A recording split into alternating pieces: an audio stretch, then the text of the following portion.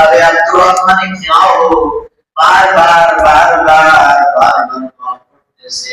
হঠাৎ করে দেখেন কে যেন কোনো মানুষ নাই, কে যেন এসে দেখতে বলে আব্দুর রহমান ইবনে আউফ শুনো, তুমি বারবার করতেছো, আল্লাহ পাক রব্বুল আলামিন তোমার জন্য ব্যবস্থা করে দিয়েছে, তোমার খাতা এখনই খুলে যাবে। আব্দুর রহমান ইবনে আউফ বলে আমি সাথে সাথে এই আওয়াজ যখন আমার কানে আসলো, আমি সাথে সাথে দেখলাম ঠাস ঠাস করে সব তারাগুলো খুলে গেছে। সব তারাগুলো খুলে গেছে। তারাগুলো খুলে যাওয়ার পর আমাদের যারা আটকে ছিল এদের সামনে দিয়ে আমি বের হচ্ছি, কিন্তু এরা আমাকে দেখতেছে তাদের আমার দিকে, কিন্তু আমি যে এটাও অনুভব করতে পারে নাই, কারণ আল্লাহ পাক রব্বুল আলামিন এমন ভাবে বুদ্ধি পাবে এই কর্মগুলোতে আমাকে করে দিয়েছে। তাহলে আমরা বিপদে পড়লে কোনটা করবো? জোরে বলে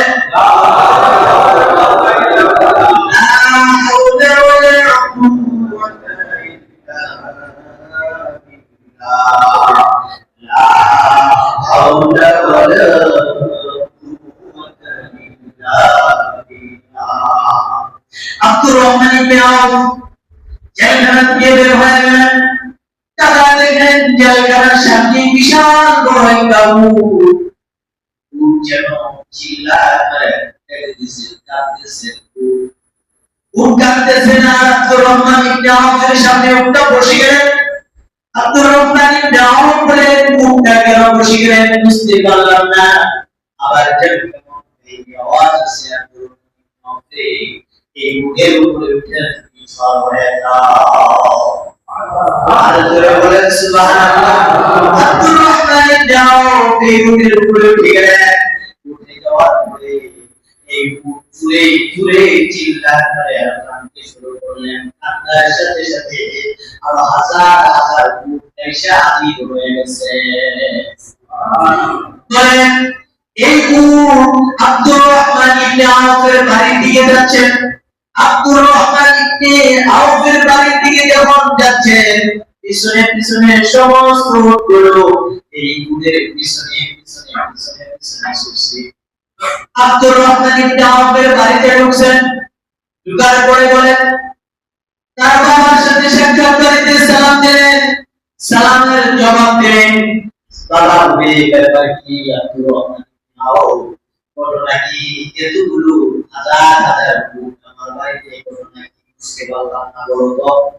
বলে বাবা আমি কিছু বুঝলাম না। কি বুঝলো না? বলে আমি জেলখানা থেকে বের হলাম, আর বের হওয়ার পরে দেখলাম এই উট আর আমাকে আওয়াজ করলো, আমি উটের উপরে আরোহণ করলাম, আর এই উট দাঁড়ায় গেল, দাঁড়ায় দুইটা চিল্লা করে কেটে দিল, সাথে সাথে হাজার হাজার পিছনে পিছনে সবগুলো উট চলে আসে বাড়িতে। এবার রহমানি নেওয়া পরে তাহলে তো আমরা অনেক বড় শক্তিশালী হয়ে যাব। আব্দুর রহমান ইবনে আউফের বাবাও তো সাহাবী। তিনি বলে উটগুলো আমাদের বাড়িতে আসছে, কিন্তু উটগুলো আমরা গ্রহণ করব না। বলে কেন?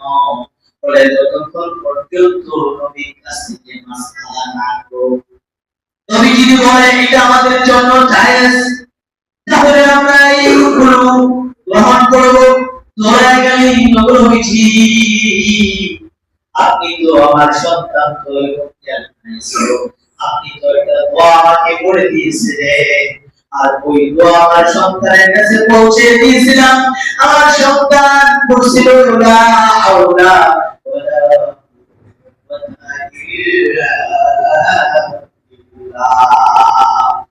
আমার সন্তান দোয়া করছিল, পড়ার সাথে সাথে জেলখানা থেকে মুক্ত হয়ে গেছে। মুক্ত হওয়ার পরে জেলখানার সামনে এসে দেখে বলে ওই আওয়াজ থেকে বলে উঠে উঠে যাও, উঠলো করলো, এরকম ভাবে হাজার হাজার আমার বাড়িতে চলে আসছে। আর এই কুকুরগুলো এখন কি করতে পারি? নবীজি বলেন, তোমার সন্তান যে গর্ব করেছে, এই গর্ব কি আল্লাহ পাক রব্বুল আলামিন খুশি হয়ে গেছে। খুশি হয়ে তোমার জন্য হাজার হাজার কুকুর দিয়েছে। সুবহানাল্লাহ, বলে বলেন সুবহানাল্লাহ। তাহলে আমরা বিপদে পড়লে কি করব? আমরা তো বিপদে পড়লে আইনটা শুরু করি, কি করব কি করব, কার কাছে যাব?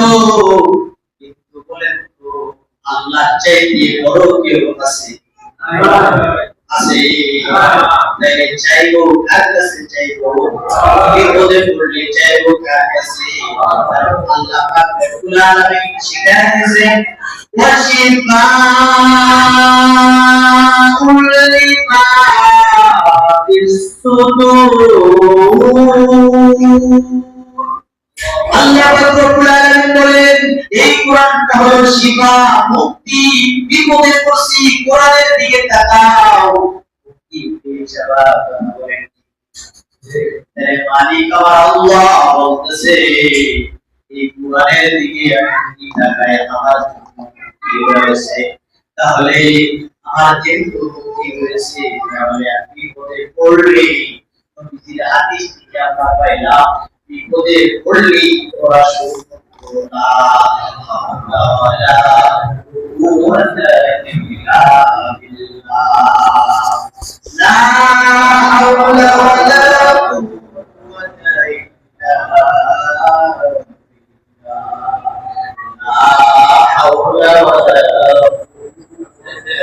বিল্লাহ।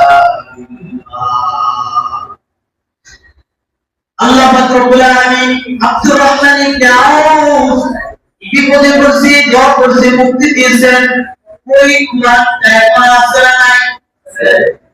ওই কুরআনের যে কাজটা এখন আছে না নাই? ওই কাজ হয় না বলে ওই কুরআন সবই ঠিক আছে, আমার মুখটাই না। কথা বলেন, মিথ্যা কথা বলি,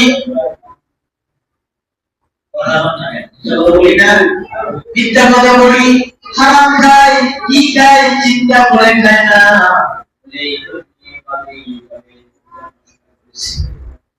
আজ থেকে আমরা কষ্ট করবো না, বলবো না, ইনশাআল্লাহ। মিথ্যা কথা বলবো না। তাহলে আমরা আজকে সবক পাইলাম কয়টি? দুইটি। একটি হলো বিপদে পড়লে করবো কি? লা হাওলা ওয়ালা কুওয়াতা ইল্লা বিল্লাহ। লা হাওলা ওয়ালা কুওয়াতা ইল্লা বিল্লাহিল আলিয়্যিল আযীম না, এটা অন্য নবলের মধ্যে আছে, কিন্তু নবীজি লা হাওলা ওয়ালা কুওয়াতা ইল্লা বিল্লাহ এই পর্যন্ত বলছে। আমরা বিপদে পড়লেও এই পর্যন্তই করব ইনশাআল্লাহ। এরপরে হলো দুই নাম্বার, এক নাম্বার হলো বিপদে পড়লে পড়বো লা হাওলা ওয়ালা কুওয়াতা ইল্লা বিল্লাহ। দুই নাম্বার হলো এই মুখ দিয়ে মিথ্যা কথা বলবো না ইনশাআল্লাহ। এই মুখ দিয়ে মিথ্যা কথা বলবো না। এই দুইটা সবক দিব। এই মুখ দিয়ে সূরা ফাতিহা পড়ে দিবেন। একজনের মাথা ব্যথা, এই সূরা ফাতিহা বিসমিল্লাহ সহ পড়বেন। বিসমিল্লাহ সহ পড়ে মাথায় ফু দিবেন। আল্লাহ পাক রব্বুল আলামিন মাথা ব্যথা দূর করে দিবেন। এটা কাজ করতে হলে দুইটা। এক নাম্বার হলো মিথ্যা কথা বলবো না ইনশাআল্লাহ। দুই নাম্বারে বিপদে পড়লে বলবো লা হাওলা। এই দুইটার উপরে আমল করা, দুইটা সবকের উপরে আমল করার তৌফিক দান করুন। আল্লাহু আমিন। আর জোরে আল্লাহু সম্মানিত নামাজ। এখন আমরা সবকে চলে যাই, তাই না? নামাজ দেখে আল্লাহ রাসূল সাল্লাল্লাহু আলাইহি ওয়াসাল্লামের কাছে সাহাবায়ে বলেন, ওগো নবীজি, আল্লাহ পাক রব্বুল আলামিনের মানুষ যখন আল্লাহ পাক রব্বুল আলামিনের কি করতে হয় না, আল্লাহ রাসূল বলেন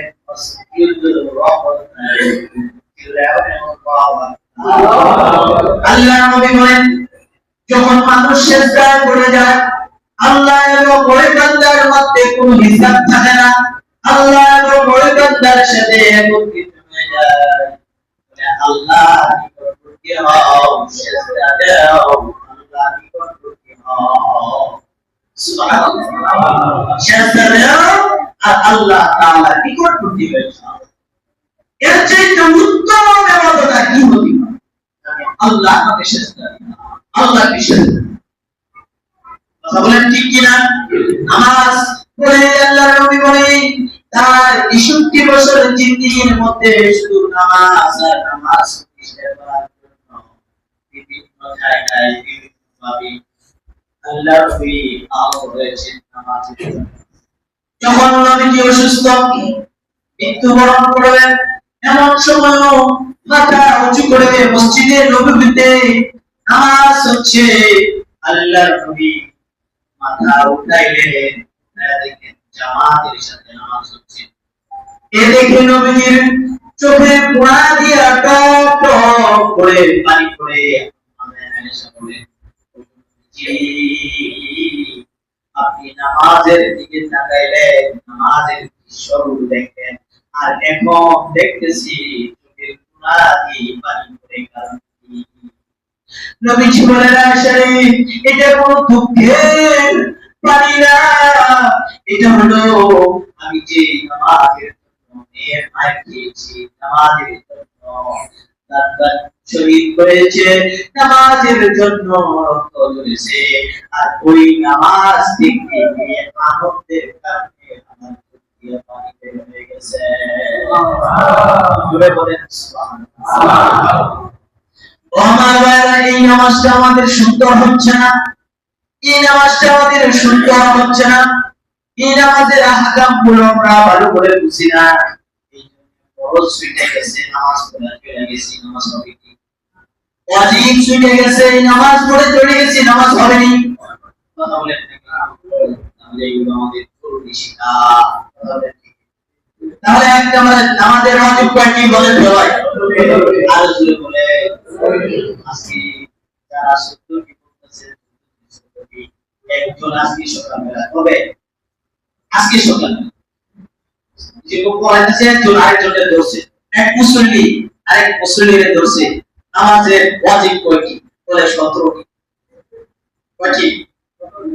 জোরে কোন নাকি? আসলে কয়টি? 14টি। এক বেশি কয়টি? জানা আছে। সাইডে বলছিল জানি ওজুর বরস কয়টা? 19টি। কইতে কইতে বলতে বলতে বলতে বলতে দেখে 19টি 20-22টা বেশি। সাইডে বলছিল তাহলে কি তার বেশি আরো ভাই ওজুর কই না? তাহলে এই অবস্থা হয়ে গেছে। আমার আমাদের ওয়াজিব কয়টি? 14টি। তাহলে 17টি কি আবার 14টি কে কিভাবে? ইনশাআল্লাহ আল্লাহ তাআলা কবুল করুন, আমিন।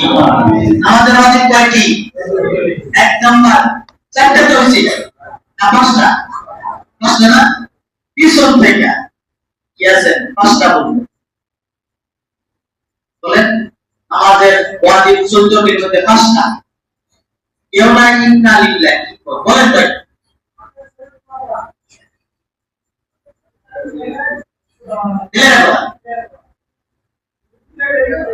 রুকু সেটা দেরি করা, মাশাআল্লাহ। 4টা হইছে আরেকটা 2 সেজদা সুদায় বসে, এই যে আমরা সাহস করছি, মাশাআল্লাহ।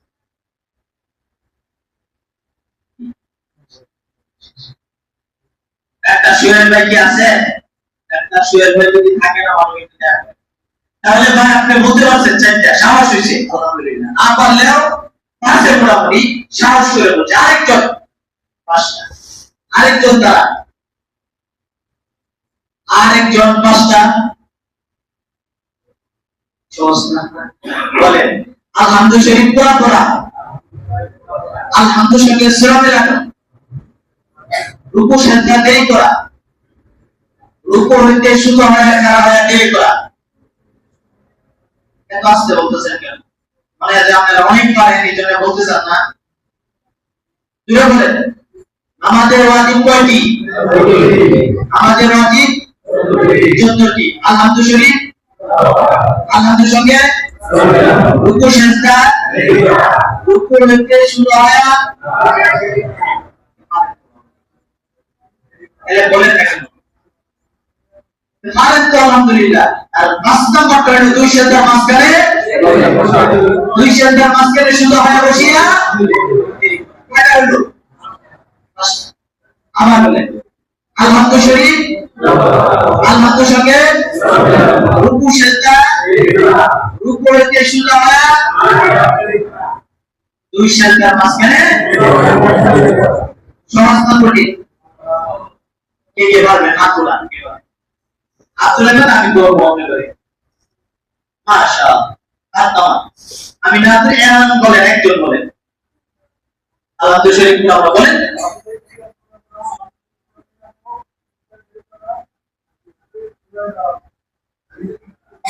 মাশাআল্লাহ দুই সেজদার মাঝখানে মাশাআল্লাহ ভাইকে ধন্যবাদ আরেকজন বলেন ভাই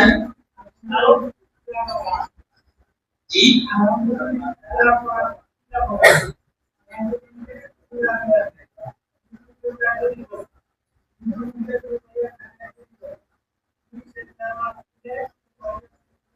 মাশাআল্লাহ প্রতিবারে বলাই যাচ্ছে না একা একই আলহামদুলিল্লাহ আরেকজন কি বলেন আলহামদুলিল্লাহ শরীফ পুরা পড়া আলহামদুলিল্লাহ শরীফের সাথে সূরা মিলানো রুকু সেজদায় দেরি করা দুই সেজদার মাঝখানে দেরি করা রুকু থেকে সোজা হয়ে দাঁড়া হয়ে দেরি করা দুই সেজদার মাঝখানে বলছে মাশাআল্লাহ এরপরে আরেকজন বলেন ভাই শিবন ভাই বলেন আমি আমার কাছে বলেন সেই জন্য সবার সামনে জিজ্ঞেস বলেন আলহামদুলিল্লাহ শরীফ পুরা পড়া আলহামদুলিল্লাহ সঙ্গে ইলান রুকু সেজদায় শুরু হয়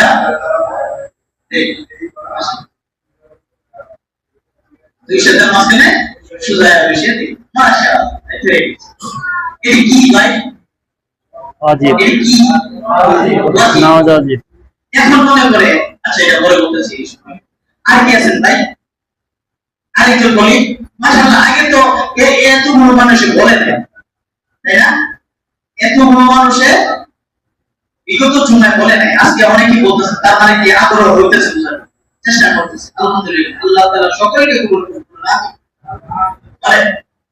আমাদের ওয়াজিব 14টি আলহামদুলিল্লাহ শরীফ পড়া আলহামদুলিল্লাহ রুকু সেজদা রুকু হইতে দুই সেজদা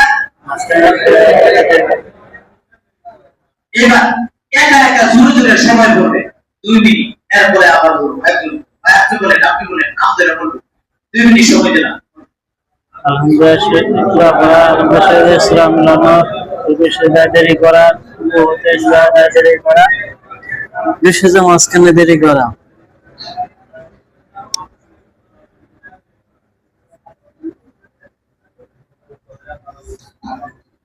ভাই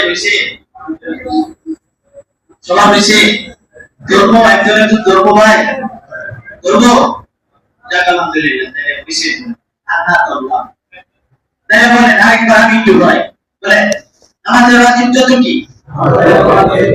আলহামদুলিল্লাহ শরীফ পড়া আলহামদুলিল্লাহ সূরা মিলানো রুকু সেজদা দেরি করা রুকু হইতে শুরু হয় দেরি করা দুই সেজদার মাঝখানে শুরু হয় বসিয়া পড়াইছে মাশাআল্লাহ দরমিয়ানি বৈঠক 6 নাম্বারটার নাম কি দরমিয়ানি বৈঠক দুনো বৈঠকে আত্তাহিয়াতু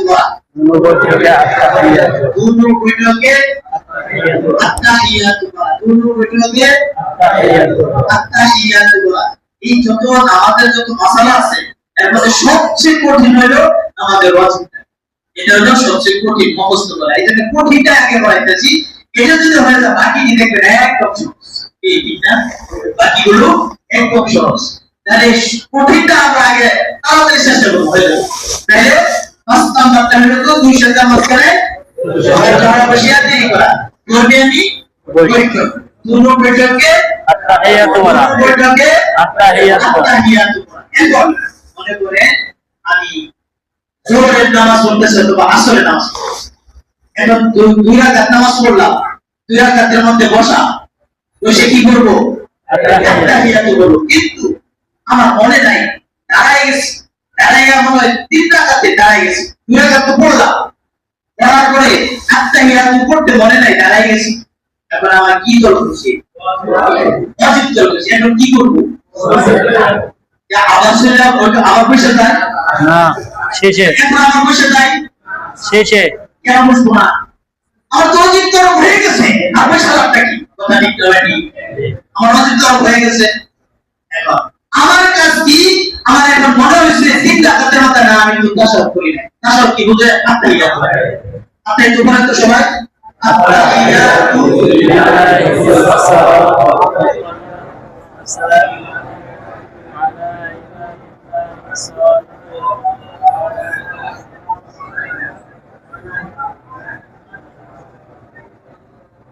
মাশাআল্লাহ, অনেক সুন্দর। দেখছেন, এইগুলো আমার মাসালা শেষ হলে এরপরে আমরা তাসাউফ করবো, দোয়া করবো, ইত্যাদি যেটা বলতেছিলাম। তাহলে আমি এখন 3 রাকাতের মধ্যে দাঁড়ায় রয়েছি, আমি তাসাউফ করি নাই, আত্তাহিয়াতু করি নাই। এখন আমার কাজ কি? এখন নামাজ শেষ করতে হবে। শেষ করে শেষে যায়া যখন নাকি আমি 4র্থ রাকাতে বসলাম, এখন আমি সূরা আবার তাসাউফ করব। তাসাউফ করে ডান দিকে একবার সালাম ফিরাবো। কোন দিকে? ডান দিকে। ডান দিকে একবার সালাম ফিরাবো, একবার সালাম ফিরে আবার সেটা দিব। কয়টা? 2টা। তাহলে কিসের কি হলো? তাহলে আমার নামাজ পুনরায় পরিপূর্ণ হয়ে গেছে। আমার নামাজ কি হয়ে গেছে? পরিপূর্ণ হয়ে গেছে। জোর সুন্দর দিলাম না, মনে হতে পারে না যে মনে হয়েছে আমি তো অনিত্য করছি, এখন আমার কাজ কি? সরষেরটা দিব। কিন্তু শেষের বেলা যায় আর মনে নাই সরষেরটা দিবা, হইতে পারে না? তাহলে আমি কি দিলাম না? আমার তো উত্তর হয়েছে কি? ওয়াজিব। নামাজ পড়বো, আবার কি করতে হবে? নামাজ পড়তে হবে। কি ভাই বুঝাইছে না? তাহলে কি মনে করেন এই মাসালাটি শেখার দরকার? এই মাসালাগুলো শিখা আমাদের জন্য কি ওয়াজিব। যেটা নামাজের ফরজ, সেটা আমার শিক্ষা করা ফরজ, যেটা